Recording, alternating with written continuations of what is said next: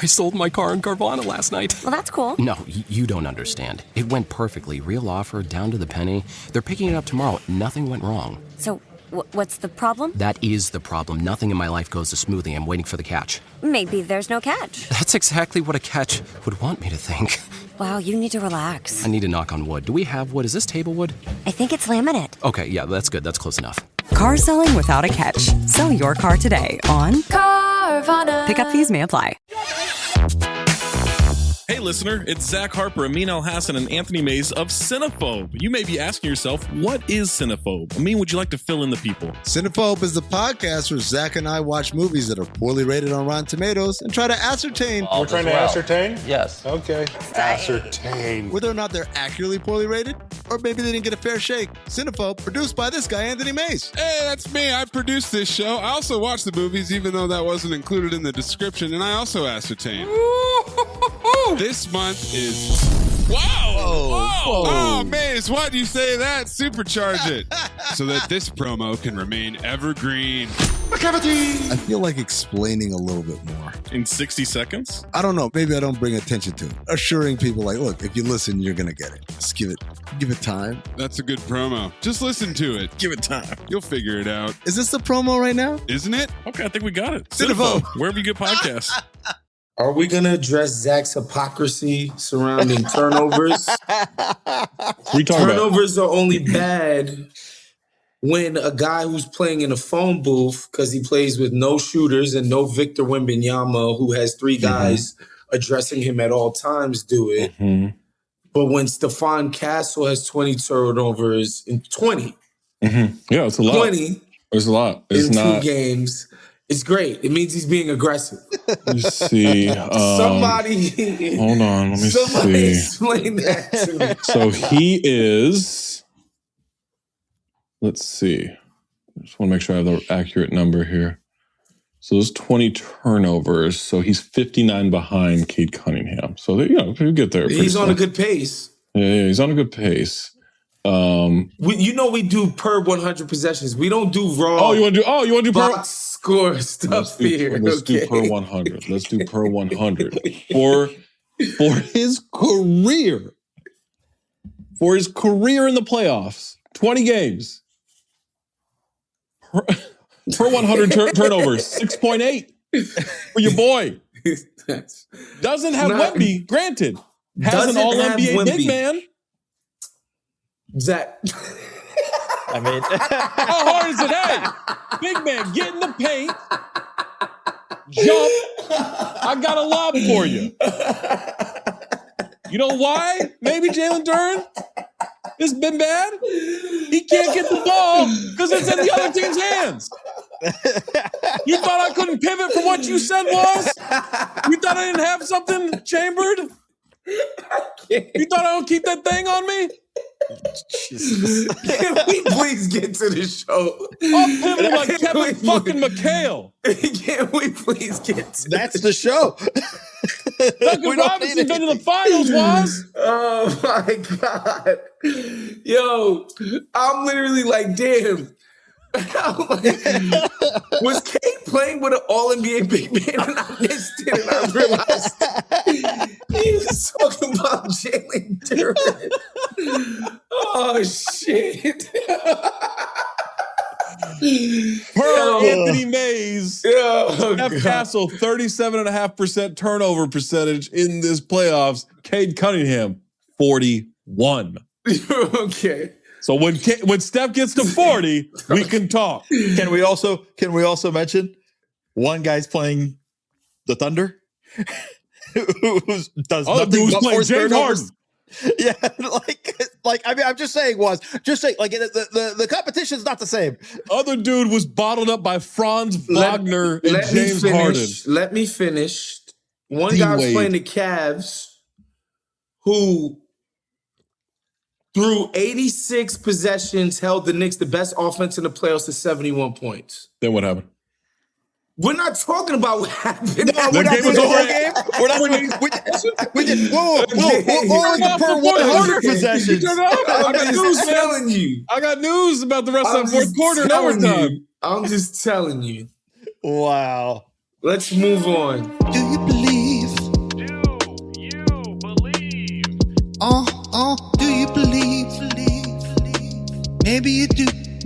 don't. Do you believe? I don't know if I do. Do you believe? Maybe you do, or maybe you don't. Do you believe? I don't know if I do anymore. Do you believe? Let me know when you got time. Let's start the show. This is Do You Believe edition of Basketball Illuminati. I'm Zach Harper. That's Wosny, a.k.a. I Love Cade Lambre, and that's Mo Dakhil. Maybe you guys are watching the playoffs together. I don't know. Let's get to our first topic. Support all our shit. Do you believe? Do you believe the Thunder against the Spurs goes to 7 games? Thunder bounced back from a game 1 double OT stunner to even the series in game 2. Level of competition, physicality, defense, unparalleled.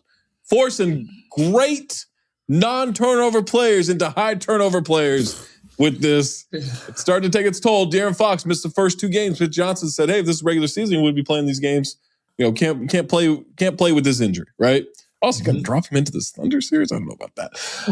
Dylan Harper gets hurt, hamstring. Jalen Williams gets hurt in game 2, hamstring. AJ Mitchell had some kind of quad issue in the last minute of that game that he left the game with. By the way, none of that end of the game did they put Chet Holmgren in the game. But that's a conversation for a different day. The lack of ball handlers has exacerbated the Spurs' inability to take care of the ball. Thunder have forced 44 turnovers in 2 games, leading to 55 points off those turnovers, almost doubling the Spurs' 25 forced turnovers and 27 points off those turnovers. This is vintage Thunder, guys, as they scored the most and allowed the least points off turnovers in the regular season, a margin of plus 11.8 per game. Alex Caruso, maniac defensively, and Ray Allen offensively, shooting 11 from 18 from deep. Every box score from Victor Wembanyama, insane. He got held last night to 21 points, 17 rebounds, 6 assists, 4 blocks, which had only been done 13 other times in playoff history. The word held is doing a lot of work, by the way. Well, he was held by Isaiah Hartenstein for a lot of that game, but yes, there was multiple physically held. So does this series go the distance? And Mo, who you taking? I had the Spurs in 7. I'm staying with the Spurs in 7. I think we're going to roll with that. These games have been incredible. It's been so much fun to watch. I'm hyped all day waiting for it. I want 5 more. Waz, how are you feeling? Obviously, if you can put your anti-Steph Castle bias aside. Oh, please. I love Steph Castle. And I think we know where this is coming from is because one spot taken ahead of him, your boy Reed Shepherd. So there's layers to this. Mm-hmm. No, I first of all, we're not going to gaslight me or the people. I'm a Steph Castle guy. I'm a Steph Castle fan. I'm just saying we just want to try to be. Chats to say otherwise. I don't know.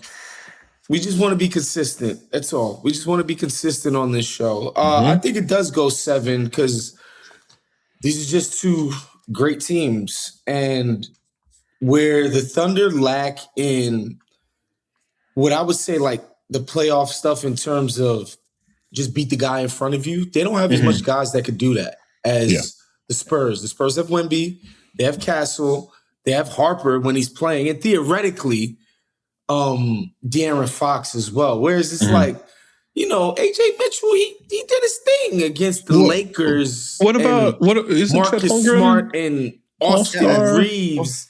Chet Holmgren's never been an on-ball attacker, Zach. Why are we doing this? It's possible to be a great player without being a one-on-one scorer. Can I ask a question about Chet Holmgren though? It's just part of acting tough, you know, when you get a dunk when Wemby's off the floor, part of like being a great player. Like, great. Is that sort of that man is not great. Scared. It's not great. It's not great. And what's killing me about Chet is, just to speak on Chet, it's like the things that he's good at, that we know he's good at, meaning contesting shots at the cup.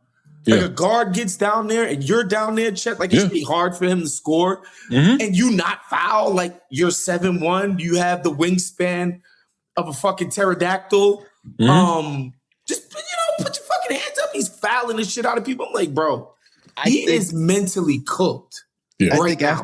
I think he's more cooked after seeing Castle dunk all over Hartenstein and going like, okay, that's another guy I'm not going to. I was already worried about this dude over here. As Mace points out in the chat, Dylan Harper, big bodying him out of the way at the rim in game one. Like, yeah. Like, cool, you can't guard Wemby. All right, cool. Just join the list. That's everybody. But, like, the things that you have been good at your whole career. He's not taking jump shots. He's like you can't stretch the floor to three. Like, come on, man. It's crazy to me how he's When we're getting to the point where they're like, where can we hide Chet Holmgren on defense? Hit him, his ass on the bench the final 3 minutes of that game.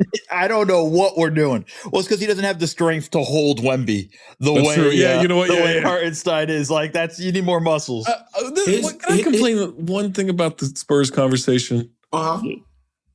What? And now Mo was one of the proponents of this last round, so I'm interested where he's going with this. Oh, that play's so dirty by the Timberwolves against Wemby. It's so dirty. And now, Hartenstein was so dirty in game two. That no, it's physical play. Grow the fuck up. Here's it's physical playoff basketball. This is what happens. These are big man tactics that everyone uses against everybody. But when it happens against Wemby, we're gonna freak out. No, and by the way, Wemby can deal with it. He's more than capable. He can go back to that Knicks Cavs game where Cat literally he's not good at it. No, but literally got called for the same stuff. He's openly pulling like Carl guys, Towns. He's Jared Allen. I know. He's doing it in an obvious manner. These other guys are hooking the arms slightly. He's Carl Towns. Yeah. We know they were expecting him to do stupid shit. But I'm just saying, like in general, though, it is pretty amazing, all the clips and photos, and they're still, so it's hard to see, like, what does it look like in the action? But like Wemby blocking a shot with one hand, being held with the other. That's not dirty play. I never said it was dirty play. I said it was last round. I complained dirty. You're like, it's dirty. It's dirty. I said they were being overly Run the clip from X Live. I did not say it was dirty. By the way, the same round I never said that on X Live because the NBA is watching that shit, and I'm not trying to lose that job. Wemby decapitated a guy last round, the dirtiest play of the entire playoffs, but Mo was silent. No, yep. Dead silent. Here we go. I said it was a definite elbow. You got it. Mo was saying, it should just be a technical. It should be a flagrant. You were saying the same thing. I said Mitch Johnson should have done that. He should have challenged it to try to get that. It was suspension worthy play. The dirtiest play of the playoffs, probably the dirtiest play in 5 years, if we're being honest. But it's most. Lou Dort played in the playoffs the past 5 years. Let's not go dirtiest 5 plays. Wise, you might want to earmuffs this one. Lou Dort's a dirty player. He is. I think Hartenstein's not a dirty player. No, he's not. Shaq tried some dirty shit in game one where he's like stomping on Wemby's foot at the free throw line, trying to that wasn't an accidental step. Like he was legitimately pressing on his foot. Yeah, he looked at it. That's a dirty play. I don't think Chet's a dirty player. I think he's just out of ideas. This is how I know Wemby has graduated to all-time level, because I'm reading all the complaints online, and basically I picked the Thunder in 7, so that's all I give a shit about. I don't really care who wins this year. I also had Spurs in 7. So. I don't actually give a shit. But because of that, I'm rooting for the Thunder to fulfill my prophecy. That's right. And while I'm hearing people complain, I'm literally using the same language in my head. Like, the guy's 8 feet tall and can dunk standing up. I'm sorry, bro. Like, if people are trying their hardest to stop him from doing this easy shit that he's physically been gifted with, I'm not going to fucking cry for this guy. Like, as if Wemby's David. And the Thunder are Goliath, like the fucking 8-foot guy who dunks standing up. No, we have an article already that we're not going to reference that already sort of has that. I think we should. I think we should talk about this. I will have to. Yeah, we know what you're going to recuse yourself. But I remember, being a big LeBron guy early in his career, loving Shaq, and people that didn't like Shaq, didn't like the Lakers, or didn't like LeBron. I'm like, yo, they're fucking fouling the hell out of this guy. damn near every. Well, he's bigger, stronger, faster than everyone. Who gives a shit? I found myself deploying that same attitude towards Wemby, which is how I know he is. He's legit. That. He's the real deal. Yeah, So- he's the real deal. Yeah, We started the show with Waz calling Zach a hypocrite, but now Waz has shown himself to be a hypocrite as well. Not Hand but up, my 10 bad. minutes later. Hand up, my bad. Not but 10 minutes later. I was the literally just like, hypocrisy what are you reigned. supposed to do to stop the guy? No, but like these people complain online would have arrested Buck Williams.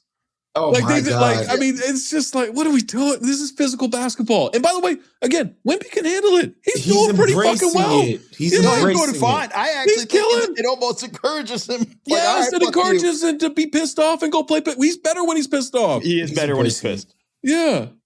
This is, I mean, I mean, he is, Maze put this in the chat, Wemby missing on purpose to gently tip at the rebound. I do think on something, he's just getting the ball up there so he can go get it. Like, Yeah, he's he like, I'll knows, just like, go get it. because his touch around the rim on tip-ins might be better than his touch on like layups and runners and everything. Like, he's unbelievable at that. The one he got the dunk off of.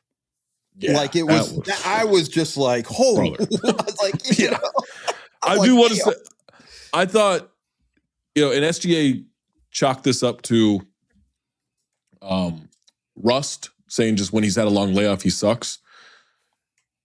First game, I thought the way that the Spurs defended him and pushing him to certain areas, I didn't think he handled it well. And he had his stats were great: 24 points, 12 assists, 5 steals. Did have 4 turnovers, but was only 7 of 23 from the field. But I thought they pushed him to certain areas, and he just kind of struggled with that. I thought they kind of pushed him to the same areas in game 2, and he was just prepared, like, okay, this is where I'm scoring from in this game. And he did a great job of getting off the ball and getting back to it. The Thunder did a great job of having patience in that. Maybe some of that was also like Jalen Williams leaves after the first quarter, so there's one less person on the floor to do stuff, so you kind of had to have that patience. But I thought SGA handled that game 2 so perfectly. I thought the game plan of taking him off ball and then bringing him back onto the ball opened everything kind of up for him and allowed him to figure out how to handle that stuff. Harder to have to defend when that situation where you got to deal with him coming off the pin down, then the handoff, and all of those things. I'm going to be curious if Jalen Williams is out, which I mean, just assuming, all an assumption on my part, but him leaving with another re-aggravation of the hamstring, probably not going to play game 3. Yeah, I can't. I mean, I'm not sure, you know, but like you're beginning to run out of, as Waz said, ball handlers. Yeah. A little bit, right? AJ Mitchell, we don't know what's the story with the quad in the last minute. Yeah. We don't know if that was just took a knee to it, it's bruised, he'll be fine. No, he just landed. Like that was the weird thing, is because I was looking for that. Like he didn't get hit. He just landed and then was grabbing at his quad, not even his knee. And so like I think you kind of like that strategy is great, but you might run out of ball handlers to really be able to kind of. Only they had a 7'1" guy with a handle and a jump shot, and you know, who knows? Stretching it. It's for a 7'1" guy, he's got a handle. Yes, but you know, he's the one talking about himself as the next Kevin Durant. I actually don't think he did that. KD I don't think he was did. his favorite player. Jesus Christ! This is the dump. And he said Chet Oxtail Howard. is his favorite. Player. Oh my God! Yeah. That's amazing. All right. Chet is the goal. Have you seen Chet's girlfriend? No, Let's just say you will not be surprised. Okay, there you go. All right, let's move on to our next topic. A quick message from today's sponsor, the ASPCA Pet Health Insurance Program. One time, my wife and I were getting home and we found that our dog had gotten into some stuff that, let's just say, they should not have eaten. They weren't acting like themselves, they'd peed, and we started freaking out. But luckily, we had ASPCA Pet Health Insurance. It helped take the financial question out of the equation, so we were able to focus on getting our pet the care that it needed instead of worrying about how much it was going to cost us. Plus, when you enroll in an ASPCA Pet Health Insurance plan, you could get a $25 Amazon gift card. It's a little treat for you while you're doing something great for your pet. Because big vet bills never show up when it's convenient, do they? To explore coverage, visit ASPCAPetInsurance.com/dings, D-I-N-G-S. That's ASPCAPetInsurance.com/dings. Eligibility restrictions apply. Visit ASPCAPetInsurance.com/Amazon terms for more info. This is a paid advertisement. Insurance is underwritten by either Independence American Insurance Company or United States Fire Insurance Company and produced by PTZ Insurance Agency Limited. The ASPCA is not an insurer and is not engaged in the business of insurance. Hello, listener. It's Producer Maze here to talk to you about Chime. You know what shouldn't cost money? Managing your money. These old school banks with their monthly fees and their overdraft fees and minimum balance fees and fees on your fees, and they fee you when you're feeing. Not Chime. Chime is changing the way people bank. It's fee-free. That's free of fees, not fees of fees. It's built for you, not like those traditional old banks. Now check out some of these benefits. You get 5% cash back on Chime Card in a category of your choice, like gas or groceries, whatever you're using the most. You get savings that grow faster with a 3.75% APY. That's 9 times higher than the national average. You get premium travel perks, airport lounge access, 24/7 travel concierge. You can even get $500 of your pay with MyPay. They also have Spot Me, which lets you overdraft up to $200 fee-free, all of which make it so much easier to manage your money. Chime is not just smarter banking, it's the most rewarding way to bank. Join the millions who are already banking fee-free today. Head to chime.com/basketball. That's chime.com/basketball. It only takes a few minutes to sign up. Chime is a fintech, not a bank. Banking services from MyPay and Chime Card provided by Chime's bank partners. Optional products and services may have fees or charges. Stated annual percentage yield and cashback for Chime Prime only. No minimum balance required. Checking account ranking based on a JD Power survey published October 20, 2025. For more information on APY rates, MyPay, Spot Me, and travel perks, go to chime.com/disclosures.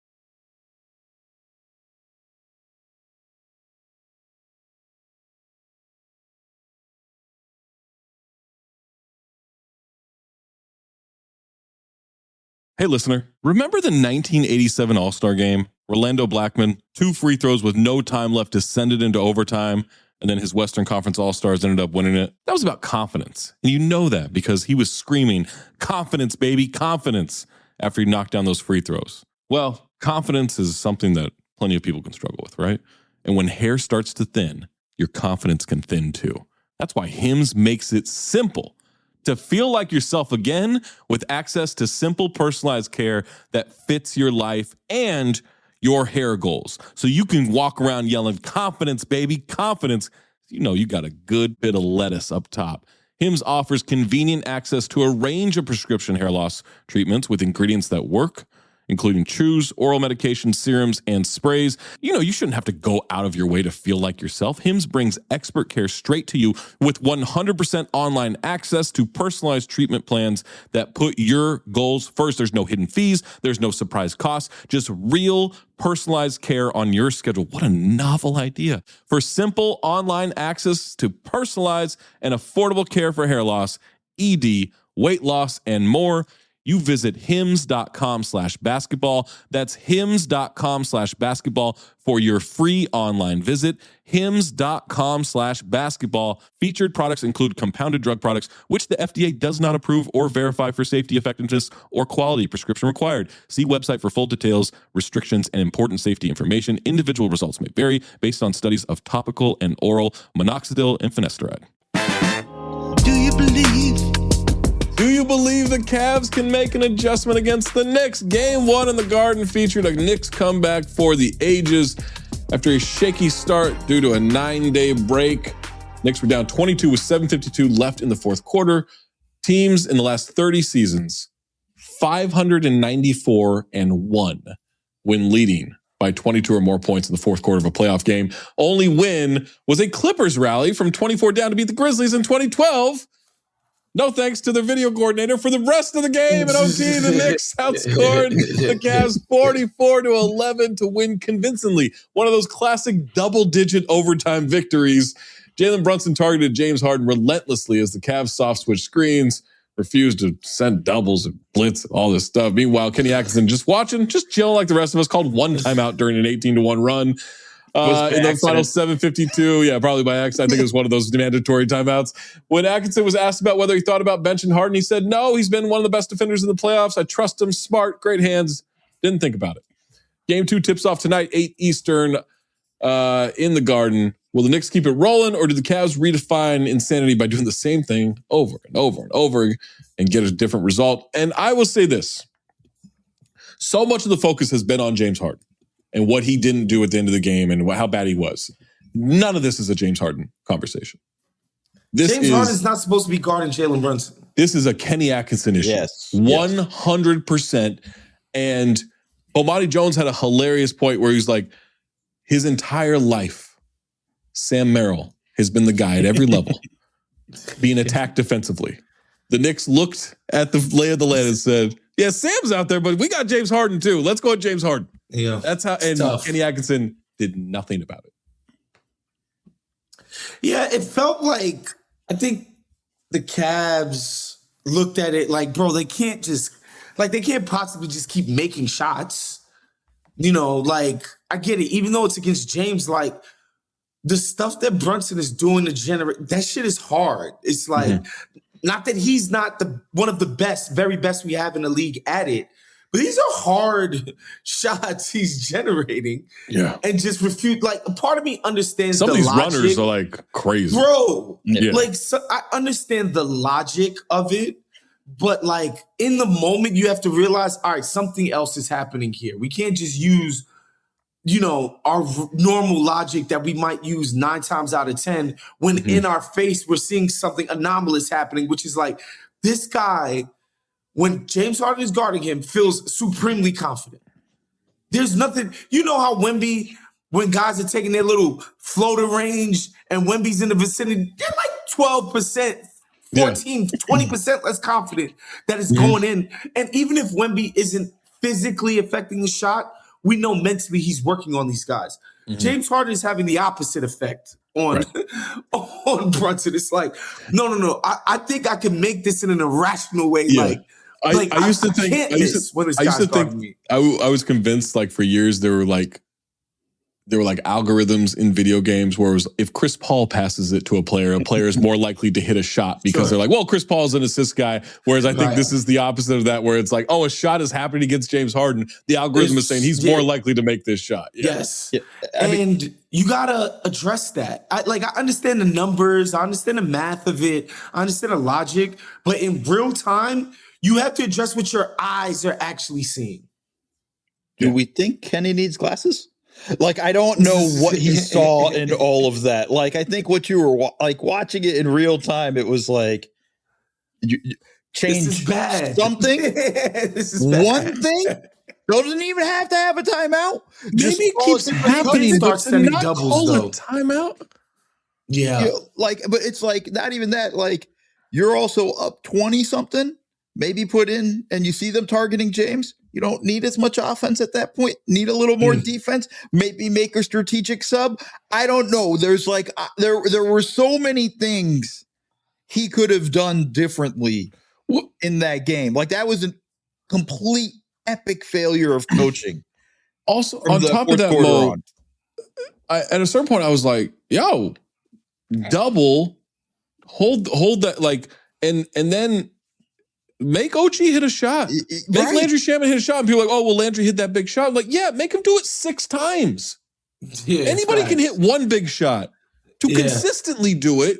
All right, if we lose because Landry Shamet goes off at the end, then we lose.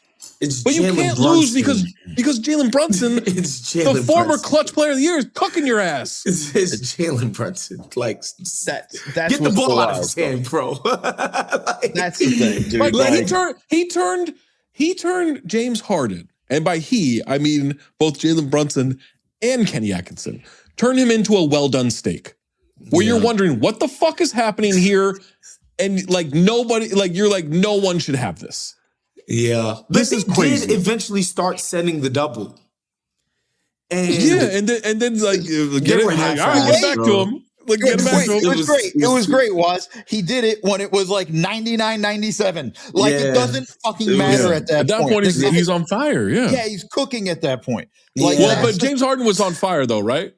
Or was he 5 of 16 with double the turnovers as the assists? Made a clutch shot down the end of the fourth. He did. But made the pass to Sam Merrill. No, he was not. That halfway through a bang.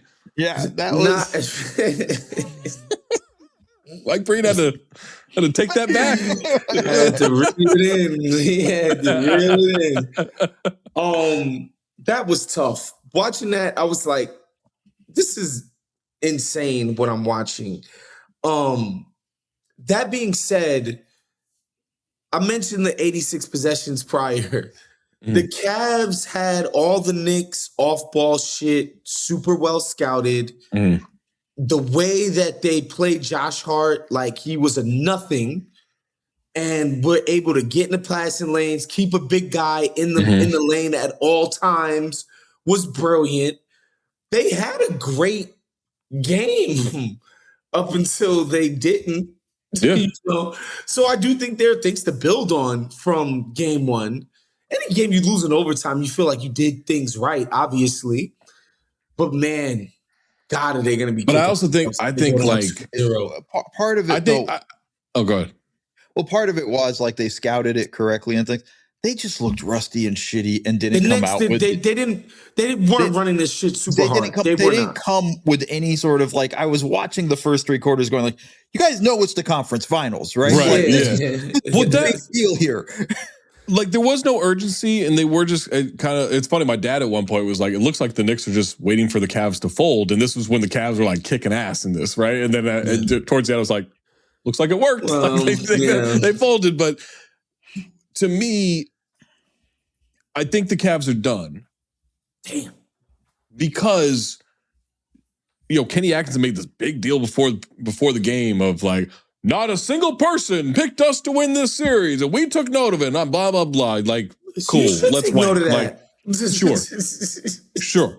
And then, yes, because everyone expects the Knicks, the way they're playing, to beat the Cavs the way they're playing. I don't give a fuck what they did in Detroit in Game 7. Like, you're the Cavs. Look at this team last 4 postseasons, and then you had that chance of putting doubt in the Knicks' heads, right? Yeah. And you had that for a little bit until that fourth quarter rally and then overtime where you just 44-11. Like 44-11. The Knicks lose that game, that rally alone is like, these motherfuckers ain't touching us. Right, exactly. Yeah. Like, okay, we just don't get down by 22 next time, right? Well, or we start that rally earlier if we do. But I think you had the chance to put like, and I know it's not the same, they didn't get blown out in game 1 last year, but I think it's the same shit of like, fuck, man, this is just like the Pacers series. Like, we came in here with all this confidence, and now this team is, doing this shit to us again. Like a team comes in that we think we're better than, and they come in and win in Madison Square Garden. Well, the whole playoffs. They were, absolutely. But I just think it's that doubt, though, right? It's that doubt of like, it's about the Knicks of like, fuck, every time we think we got this thing, like we're going to the finals, here comes a team to ruin it, and now that's gone. And Zach's right. Like, everybody was thinking that last year, right? With the Knicks, like, they got to beat this Pacers team. Like, even though the Pacers were playing well, and the Pacers had beat them the year before, it was like, OG got hurt, we were hurt. Like, that's whatever. It was all that stuff. So, like, I think you have that kind of view of it. Like, I just think the Cavs don't have anything for the Knicks. When the Knicks play the way they've been playing, they don't have anything. And this is a game that the Cavs should have won at the end of it, right? And so it's like the Knicks at home feel like they stole a game, which is a weird thing to say, like stole a game at home. They played trash, bro. They were fucking awful. They were awful. Do you think?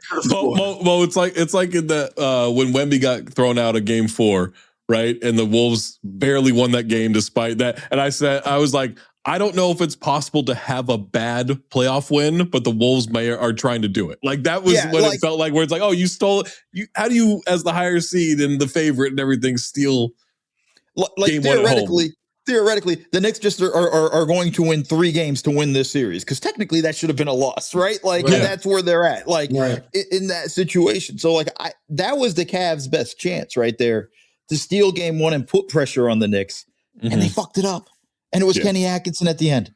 I will say, I've been, I was on me and Beetle on offside, me on NBA. Going into it, I was like, I've been very on video saying the Cavs have no chance in this series. Like, no chance. And then up 22 in the fourth quarter, I was like, oh, man, this is going to be weird. I don't know where I'm going with this. I don't know where I'm going. I guess I got to shit on the Knicks. So now the Knicks are the Knicks. Like, I don't know where I'm going.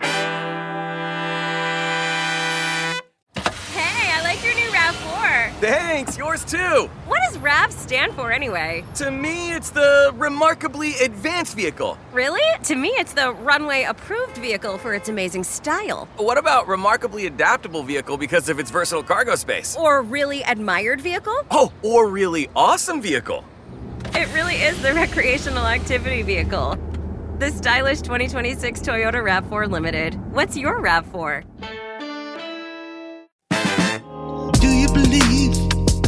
Do you believe Jason Kidd gets another coaching job for next season? On Tuesday, the Dallas Mavericks fired Jason Kidd with 4 years and $40 million left on his deal, a mere 7 months after signing him to extension last October in the wake of an inquiry from the Knicks. Despite Kidd's efforts to make it seem like a mutual parting of ways, this firing comes roughly 2 weeks after Masai Ujiri regime began in Dallas, as Patrick Dumont continues to try and wash his hands clean of the worst trade in the history of the NBA. In 2014, Raptors GM Ujiri went viral by yelling, "Fuck Brooklyn," at a rally before a Toronto-Brooklyn Nets playoff game. Post-game, I don't know who that is, so I could not care less what they think about Brooklyn. Van McMahon reported that Kidd had expressed a desire to be promoted to president of basketball ops after Nico Harrison was fired, but Dumont informed Kidd months ago he wouldn't be considered for the front office job. Chris Haynes told the amazing Zach Harper on SiriusXM that Kidd, quote, is not in a rush to get any other jobs right now, end quote. Oh. Kidd also was in consideration for the Magic job back in 2021 before he took the Mavericks job. And you see that he is a contender for the Magic, or do you see that he's a contender for this time around with the Magic, the Bulls, the Blazers, any of those coaching vacancies? He's already got $10 million to just chill. Per year. Maybe he'll be interested in the Tom Dundon shoestring budget. Mo, what do you think? Is Kidd coming back this season? If he's smart, no. Just go sit on a beach for 4 years and make $40 million doing absolutely nothing. This is going to be controversial, Mo, but I've realized something over the years, and it's that NBA people hate their families. They don't being home. No. I'm going to flip it on you. They hate having them home. You understand? and I'm just saying, you have spent 9 months with somebody who was never, dad was never around, your husband was never around, or your wife, or whoever, all that stuff.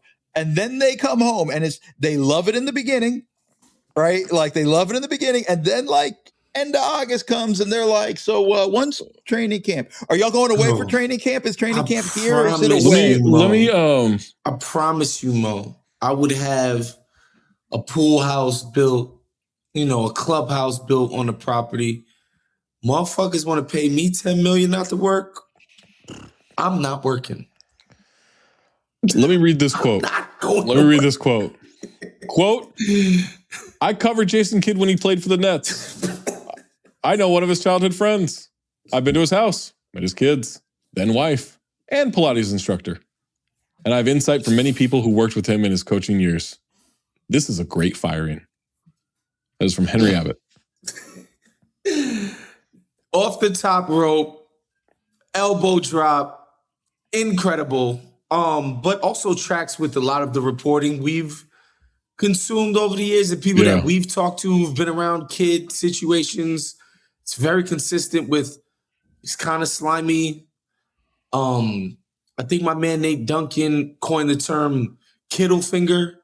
He's like Littlefinger from Game of Thrones. Just the most conniving, backstabbing. Why would I want the guy? I want a coach who just applied for my job as a coach? You don't want to be coach. Let me ask you a question. Why don't we talk about this with Dave Yeager? This backstabbing stuff of like when Dave Yeager was a coach. Because Dave Yeager was doing some wild shit behind the scenes. Was he? Yeah. But Jason Kidd focus on. I say racism. You? I'll buy it. Or do people just No. It's not racist. They like Yeager more than Kidd. Well, also Jason Kidd's doing some Kidd, wild shit. Yeah. Jason Kidd is a wild boy, bro. Yeah.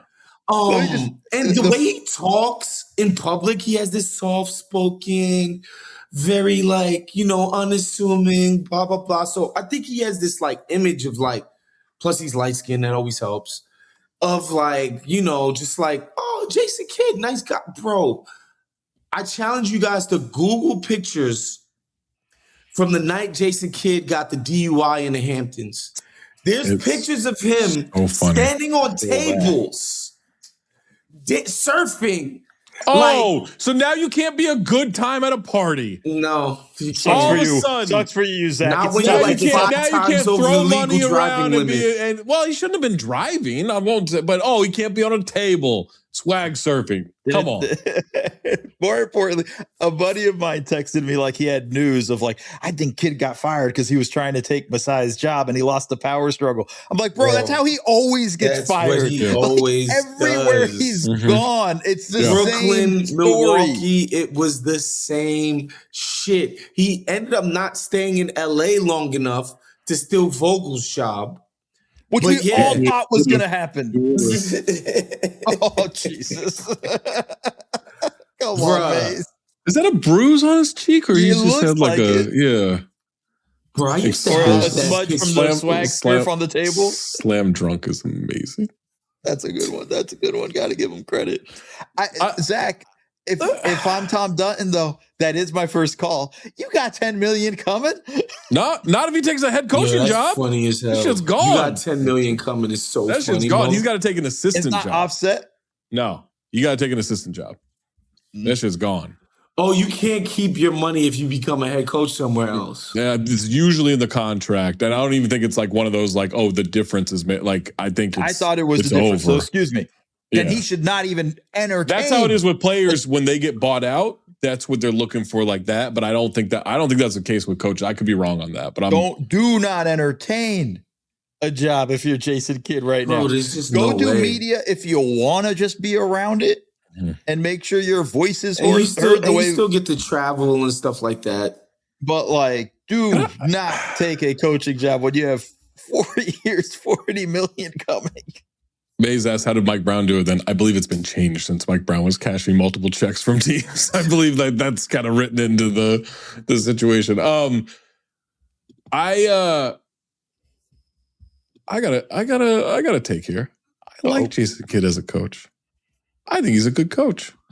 I think he's pretty good too. I don't mind him doing a little backstabbing behind the scenes of my organization. This is where we're going off the rails. But we should worry about how Nico Harrison feels? Get out of here. No. It's not about Nico Harrison. We should worry himself. about what Mikhail Prokhorov is saying? Get out of here. Just a functional organization shouldn't have the head coach gunning. There are like 4 functional organizations in the league. Also fair. Two of them are playing each other. Yeah.